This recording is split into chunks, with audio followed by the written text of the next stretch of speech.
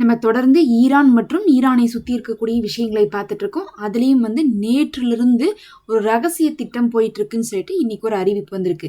அதாவது ஹவுதீஸுடைய ஆப்ரேஷனை நேற்று தொடங்கியிருக்காங்க. என்ன ஆப்ரேஷன் அப்படின்னு சொல்லிட்டு பார்க்கும்போது, இதுவரையும் எவ்வளவோ தடவை அவங்க முயற்சி பண்ணியிருக்காங்க. ஹவுதீஸ் அங்கே இருக்கக்கூடிய ஏமனை ஃபுல்லாக கண்ட்ரோல் பண்ணிக்கணும்ட்டு, எப்படி இஸ்புல்லா ஃபுல் லெபனானையும் கண்ட்ரோல் பண்ணணும்னு ஆசைப்பட்டாங்களோ அந்த மாதிரி ஹவுதீஸும் ஃபுல் ஏமனையும் கண்ட்ரோல் பண்ணணும்னு ஆசைப்பட்டாங்க. ஆனால் அது முடியாமல் இருந்துச்சு. ஒரு காரணம், ஏமன் ஹவுதீஸ்ட ஆட்சியை விட்டு தரக்கு தயாராக இல்லை. அது இல்லாமல் யூஏஇ உள்ளே இருந்தாங்க, சவுதி உள்ளே இருந்தாங்க, இத்தனை இருந்துச்சு.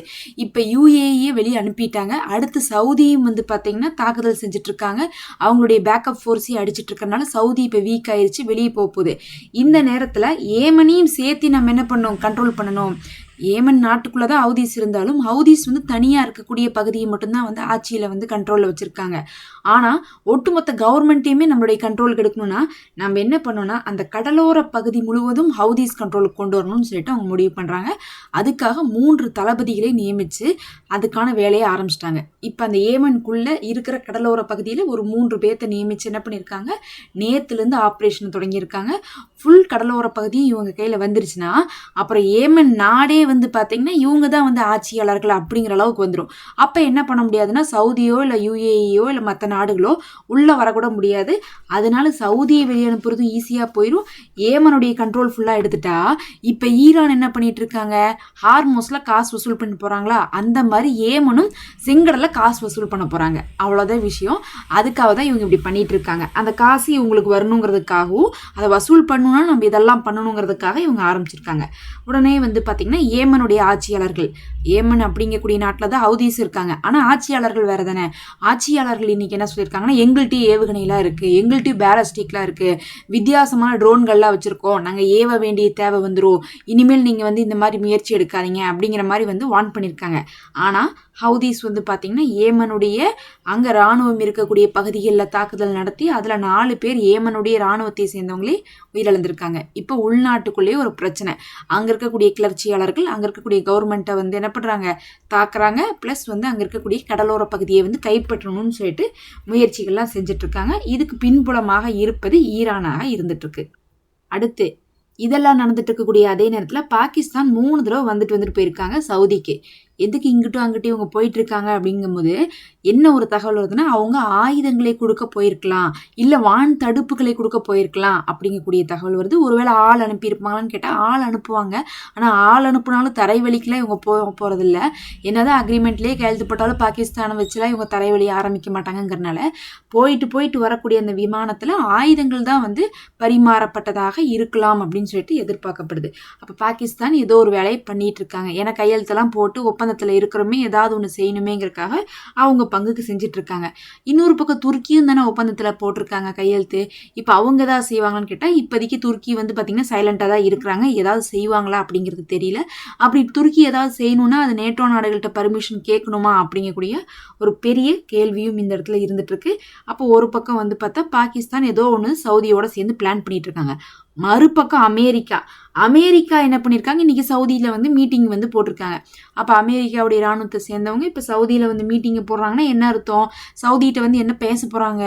இப்போதைக்கு பார்த்தீங்கன்னா அங்கே சவுதிக்கு எதிராக தான் ஹவுதீஸ் எல்லா வேலையும் பண்ணிட்டு இருக்காங்கன்னா ஹவுதீஸை கண்ட்ரோல் பண்ணுறதுக்கு தான் சவுதி பேசுவாங்க. அப்போ ஒரு பக்கம் பாகிஸ்தான் ஏதோ 3 தடவை வந்துட்டு இங்கிட்டும் அங்கிட்டும் போய் ஏதோ ஒரு வேலையை பண்ணுறாங்க. இன்னொரு பக்கம் அமெரிக்கா நேரடியாக சவுதியில் போய் இன்னைக்கு பேச்சுவார்த்தை நடத்துகிறாங்க. அப்போ அமெரிக்கா வச்சு மறுபடியும் ஏதோ ஒரு திட்டம் போடுறாங்களா அப்படிங்கக்கூடிய ஒரு பெரிய சந்தேகம் எழுந்திருக்கு. ஏன்னா ஒரு 15 நாளைக்கு முன்னாடி இவங்க அமெரிக்காவை வச்சு என்ன பண்ணாங்க, அடித்தாங்க. அமெரிக்காவும் சவுதியும் சேர்ந்து போய் அடித்தாங்க, தாக்குதல் நடத்துனாங்க. அப்போ சேர்ந்து தாக்குதல்லாம் நடத்துகிறாங்கன்னா என்ன அர்த்தம், மறுபடியும் கூட சேர்ந்து அடிக்கிறதுக்கு வாய்ப்பு இருக்குன்னு அர்த்தம். அப்படி இருக்குது. இதெல்லாம் இல்லாமல் இன்னொரு 15 நாடுகள், அதாவது ஈரான் பிரச்சனைக்கு யாரும் தலையை வச்சு படுக்க மாட்டேங்கிறாங்க, ஆனால் ஹவுதீஸ் பிரச்சனைக்கு வராங்க. ஒரு 15 நாடுகள் சேர்ந்து வராங்க. ஏற்கனவே ப்ராஸ்பர்ட்டி கார்டியன்னு சொல்லிட்டு 19 நாடுகள் சேர்ந்து போட்டாங்க, அப்புறம் கலைச்சிட்டு போனாங்க. ஆனால் இப்போ 15 நாடுகள் எதுக்கு வராங்கன்னா, மறுபடியும் அதே ஹவுதீஸ் அடிக்க தான் வரோம். அன்னைக்கு எங்களால் முடியல, ஆனால் இன்னைக்கு எங்களால் முடியும்னு சொல்லிட்டு ஹவுதீஸை அடிக்கிறதுக்காக, வேறு யாரும் இல்லை, ஏமனையெல்லாம் கிடையாது, ஹவுதீஸை மட்டும் அடித்து அந்த செங்கடலை ஓப்பன் பண்ண வைக்கிறோம்னு சொல்லிட்டு வராங்க. அதுக்கு இன்னொரு காரணம் ஈரான்கிட்ட இப்போ ஹார்மோஸ் க்ளோஸ் செய்யப்பட்டிருக்கிற அதே நேரத்தில் ரெட்சியும் க்ளோஸ் ஆகிட்டா இன்னும் கஷ்டமாக போயிருங்கிறதுனால ரெட்சியை ஓப்பன் பண்ண வைக்கிறதுக்காக நாங்கள் வரோம்னு சொல்லிட்டு தான் அந்த 15 நாடுகள் வராங்க. இப்போ ஒரு பக்கம் வந்து 15 நாடுகள் வரேங்கிறாங்க, இன்னொரு பக்கம் வந்து அமெரிக்கா வந்து சவுதிட்டு எதையோ பேசிட்டு போயிருக்காங்க, மறுபக்கம் வந்து பாகிஸ்தான் வந்து இப்படி அப்படியும் போயிட்டு வந்துட்டு இருக்காங்க. அப்ப ஏதோ ஒரு திட்டத்தை வந்து இப்ப ஹவுதீஸுக்கு எதிராக எல்லாரும் சேர்ந்து செஞ்சுட்டு இருக்காங்க. ஹவுதீஸ் இதுதான் சான்ஸ்ன்னு சொல்லிட்டு கடலோர பகுதியெல்லாம் பிடிக்கிறதுக்காக வந்து திட்டமிட்டு இருக்காங்க, அவங்க கவர்மெண்ட்டவே எதிர்த்து. அப்ப அந்த கடலோர பகுதியை அவங்க பிடிச்சிட்டாங்கன்னா அவ்வளோதான், அவங்க மறுபடியும் காசு வசூல் பண்ணுவாங்க, யாரையும் விட மாட்டாங்க, தாக்குதல் நடத்துவாங்க அப்படிங்கிறக்காக தான் இந்த மற்ற நாடுகள்லாம் கிளம்புறாங்க. மொத்தத்தில் வந்து பார்க்கும்போது இப்போ வந்து ஈரான்கிட்ட எந்த அளவுக்கு எல்லாரும் பிளானை போட்டு ஸ்கெட்சை போட்டு இறங்கினாங்களோ அதை விட ஜாஸ்தியாக மற்ற நாடுகளெல்லாம் சேர்ந்து இறங்குறதுனால ஹவுதீஸ்ட தான் இப்போ எல்லாரும் வந்து சண்டை போடக்கூடிய மூடில் இருந்துட்டு இருக்காங்க. அதுக்கான ஏற்பாடுகள் தான் நடந்துட்டு இருக்கு. அதே சமயத்தில் சவுதி என்னைக்காவது தனியாக வந்திருக்காங்களான்னா வரலாறுல என்றைக்குமே அவங்களும் தனியாக வந்ததே இல்லை. அமெரிக்காவும் அப்படி தான், சவுதியும் அப்படி தான். அதனால தான் இப்போ கூட்டம் சேர்த்திட்டு இருக்காங்க. சவுதி அது வரையும் அமைதியாக இருந்துட்டு இருக்காங்க. இப்போதைக்கு ஏமன் தான் வந்து பார்த்தீங்கன்னா திட்டிகிட்டு இருக்காங்க, ஹவுதீஸ் பதிலுக்கு வந்து திட்டிகிட்டு இருக்காங்க. ஆனால் வந்து சவுதி பேசாமல் இருக்கிற இடம் தெரியாமல் இருந்துட்டு மற்ற நாடுகள்கிட்ட வந்து பேசிகிட்டு இருக்காங்க.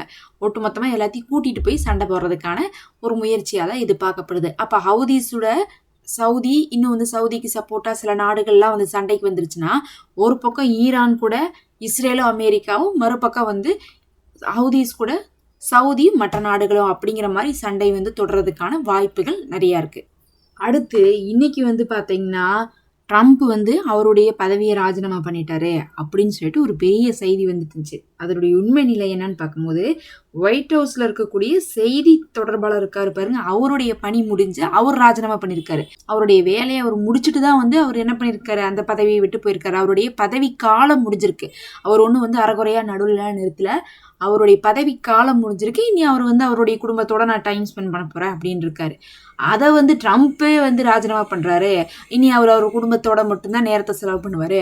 அவர் வந்து ஈரானுடைய தோல்விக்கு பின்னாடி, ஈரானுடைய போரில் நமக்கு கிடைச்ச தோல்விக்கு பின்னாடி இப்படி மாறிட்டாரு அப்படிங்கிற மாதிரிலாம் இன்றைக்கி நிறைய நியூஸ்லாம் வந்து போட்டிருந்தாங்க. அப்புறம் அதை மறுத்து என்ன பண்ணியிருந்தாங்கன்னா அமெரிக்காவுடைய தரப்புலேருந்து அது ஒயிட் ஹவுஸே வந்து அதை கிளியர் பண்ணியிருந்தாங்க. அந்த மாதிரிலாம் கிடையாது, ட்ரம்ப் ஒன்றும் ராஜினாமா பண்ணலன்னு சொல்லிட்டு அவங்களே கிளியர் பண்ணியிருந்தாங்க. ட்ரம்ப்பு நெத்தனியாலாம் வந்து இந்த ராஜினாமா பண்ணிட்டு போகக்கூடிய கேஸுகள்லாம் கிடையாது. அவங்களுடைய ஆட்சிக்காக என்ன வேணால் செய்யக்கூடியவங்களாக தான் இருக்காங்க. இதெல்லாம் இல்லாமல் வெள்ளை மாளிகை இன்னைக்கு பேசும்போது வந்து நாங்கள் தொடர்ந்து வந்து ஈரானை முற்றுகையிட்டு இருக்கோம், அதே மாதிரி முற்றுகையிட்டு கொண்டே தான் இருப்போம்னு இருக்காங்க. எப்படி முற்றுகையிடுறீங்கன்னு கேட்டதுக்கு, அதாவது ஈரானுக்குள்ளே வர்றதுக்கு முன்னாடி நாங்கள் வந்து ஓமான்லேருந்து வரக்கூடிய கப்பல்களெல்லாம் வந்து நாங்கள் நிறுத்தி வச்சிடறோம், கிட்டத்தட்ட வாசலில் நின்று நாங்கள் என்ன பண்ணுறோம், மூடி வச்சிடறோம் அப்படின்னு இருக்காங்க. இதை நீங்கள் எத்தனை நாளைக்கு செய்வீங்கன்னா மாற்றி நாங்கள் அடுத்தடுத்த கப்பல் எங்கள்கிட்ட இருக்க ஒரு 20-30 கப்பல் இருக்குது, இன்றைக்கி ஒரு கப்பல் பாதுகாப்புக்குன்னா நாளைக்கு ஒரு கப்பல் வரப்போகுது, அப்படி நாங்கள் மாற்றி ஆளை போட்டாவது அந்த இடத்துல நின்று பாதுகாப்போம் அப்படின்ட்டு இருக்காங்க. இது வந்து பார்த்திங்கன்னா ஒரு நீண்ட கால தீர்வெல்லாம் கொடுக்காது. ஈரான் துணிஞ்சு அடிக்க ஆரம்பித்தாங்கன்னா அவ்வளோதான். ஆனால் ஏன் இப்போ வந்து ஈரான் வந்து அங்கே இருக்கக்கூடிய பாதுகாப்பு கப்பலுக்குலாம் வந்து தாக்குதல் கொடுக்கலைன்னா சமாதானம், பேச்சுவார்த்தை அது இதுன்னு அப்பப்போ நடுவில் வந்து இழுபறையாக இருந்துட்டு இருக்கிறனால. ஆனால் இதவே வந்து என்ன பண்ணுறாங்க, அமெரிக்கா வந்து இப்படி பண்ணியே நம்ம என்ன பண்ணிட முடியும், தடுத்துட முடியும்னு நினைக்கிறாங்க. அது வந்து பார்த்திங்கன்னா இந்த இடத்துல சாத்தியமாகாது. பொறுத்திருந்து பார்க்கலாம். இதெல்லாம் தான் முக்கியமான தகவல்.